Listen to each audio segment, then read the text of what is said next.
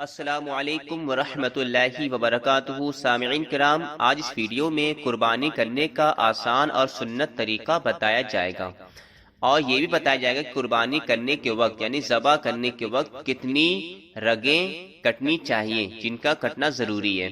تو اس کے متعلق حضرت صدر السریہ حضرت علامہ مولانا مفتی امجد علی اعظمی علیہ رحمۃ رضوان فرماتے ہیں کہ جو رگیں ذبح میں کاٹی جاتی ہیں وہ چار ہیں۔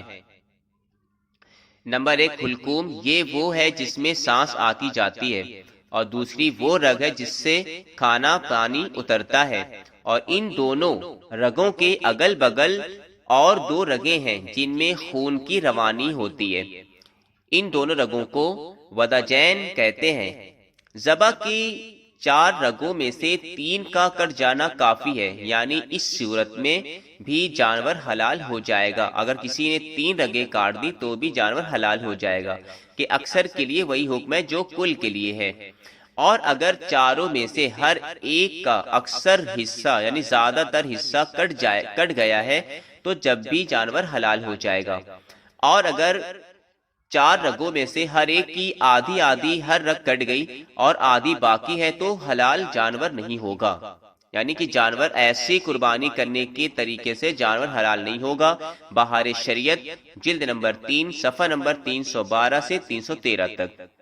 تو سامعین کرام، جب قربانی کرنے کا ارادہ ہو، جو اپنے نام سے قربانی کروا رہا ہے، تو بہتر طریقہ یہ ہے کہ وہ چھری اپنے ہاتھ سے خود چلائے، یہ بہتر ہے۔ اگر نہیں چلا سکتا یا دعا نہیں آتی ہے تو کسی سے بھی پڑھے لکھے انسان سے چھری چلوا سکتے ہیں۔ اور قربانی کا طریقہ کیا ہوگا کہ قربانی کرنے والا یعنی کہ جو چھری چلائے گا، ذبح کرنے والا اور جانور دونوں قبلہ روح ہوں۔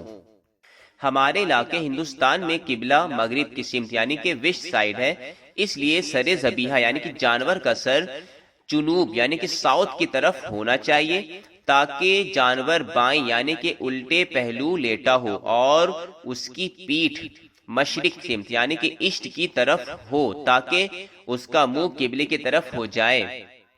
اتنا کرنے کے بعد پھر ذبح کرنے والا اپنا دایاں یعنی کہ سیدھا پاؤں جانور کی گردن کے پاس یعنی کہ اس کے پہلو پر رکھے اور ذبح کرے، یعنی کہ چھری چلائے۔ اور اس حالت میں یعنی چھری چلانے کے وقت جانور کا منہ اور جو ذبح کر رہا ہے اس کا منہ قبلے کی طرف ہونا چاہیے، وہ ترک نہ کرے، یعنی کہ قبلے طرف سے منہ ہٹائے نہیں۔ اگر ایسا کرتے ہیں منہ پھر جاتا ہے تو مکروہ ہوتا ہے ایسا۔ بہرحال قربانی ہو جائے گی، بس مکروہ ہے۔ فتاوی رضویہ شریف جلد نمبر 20 صفحہ نمبر 216 سے 217۔ قربانی کا جانور ذبح کرنے سے پہلے بھی دعائیں پڑھنی ہوتی ہیں۔ وہ دعائیں کیا ہیں ہم انشاءاللہ اسکرین پہ دے دیں گے، اور آپ اس دعا کو وہاں سے یاد کر لیں۔ تو جب بھی جانور کو ذبح کرنے کا ارادہ ہو تو جانور کے سامنے چھری بالکل تیز نہ کریں، آپ چھری چھپا کر رکھیں، جانور کو قبلہ کی رخ لٹا لیں، اس کے بعد آپ بھی قبلہ رخ ہو جائیں، اور اس کے بعد اس سے پہلے چھری چلانے سے پہلے آپ اس دعا کو ضرور پڑھ لیں۔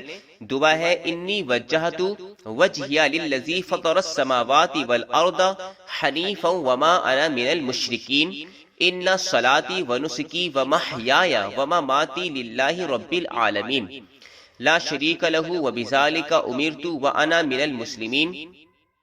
اتنا پڑھنے کے بعد جانور کی گردن کے قریب پہلو پر اپنا سیدھا پاؤں رکھ کر اللہم لکا ومنکا بسم اللہ اللہ اکبر کہہ کر تیز چھری سے جلد ذبح کر دیں۔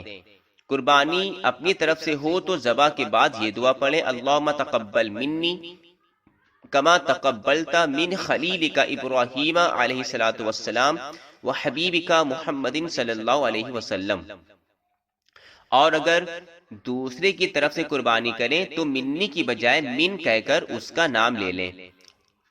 اور چھری چلانے کے وقت اس بات کا ذبح کرنے والا ضرور دھیان رکھے کہ بوقت ذبح پیٹ پر یا گھٹنے یا پاؤں پر اپنا پیر نہ رکھیں، کہ اس طرح بعض اوقات خون کے علاوہ وہ غذا بھی باہر نکل آتی ہے۔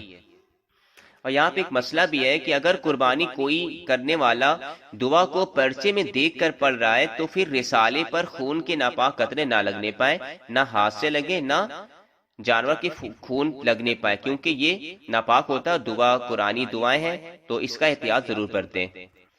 اور کچھ جانوروں میں قربانی کرنے کے وقت کچھ احتیاطیں ضرور برتیں کہ پڑوے وغیرہ کو گرانے سے پہلے ہی قبلے کا تعین کر لیا جائے۔ لٹانے کے بعد بالخصوص پتھریلی زمین پر گھسیٹ کر قبلہ رخ کرنا بے زبان جانور کے لیے سخت اذیت کا باعث ہے۔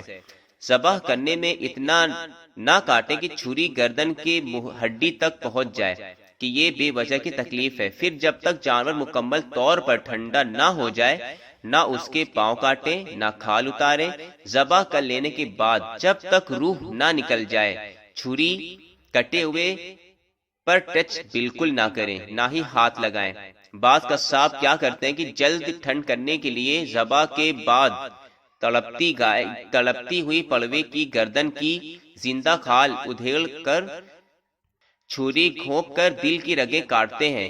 اسی طرح بکرے کو ذبح کرنے کے فوراً بعد بیچارے کی گردن چٹکا دیتے ہیں۔ بے زبانوں پر اس طرح کے مظالم یعنی کہ ظلم نہ کیے جائیں جس سے بن پڑے۔ اس کے لیے ضروری ہے کہ جانور کو بلا وجہ ایذا پہنچانے والے کو روکے۔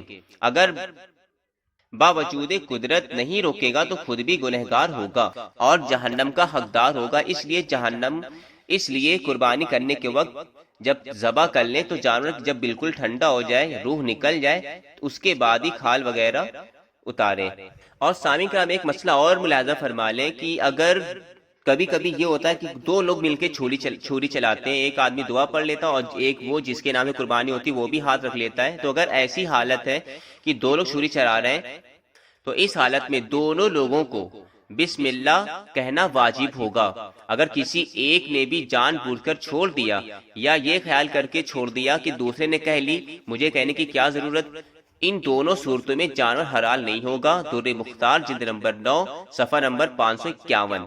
تو اس بات کا ضرور خیال رکھیں، اگر دو لوگ چھری چلاتے ہیں تو ذبح کرنے کے وقت دونوں لوگ بسم اللہ اللہ اکبر کہیں، کیونکہ یہ کہنا واجب ہوگا۔ اگر دونوں میں سے کوئی ایک نہیں کہے گا تو جانور حلال نہیں ہوگا۔